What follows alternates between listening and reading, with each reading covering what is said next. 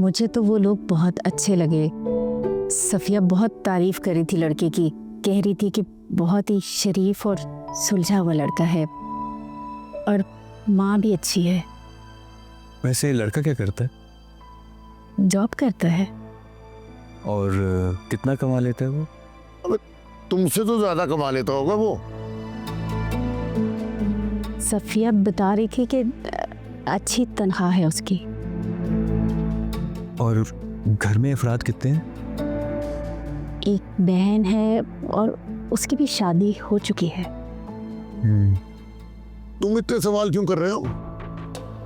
मैंने तो सिर्फ इसलिए पूछा कि फैमिली बड़ी है या छोटी। बड़ी फैमिली होगी तो क्या हम इनकार कर देंगे? ज्यादा बाल की खाल नहीं उतारते, ये अल्लाह को पसंद नहीं है। तुम बताओ कि कब जाना है उनके घर?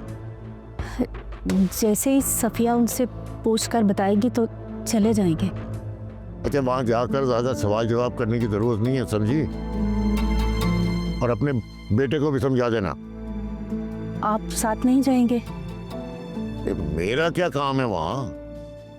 बेटी के लिए लड़का देखने जाना है, इससे ज्यादा अहम और क्या बात हो सकती है ना तुम्हारे पास घर का सरबराह, इसे कहो जाए तुम्हारे साथ।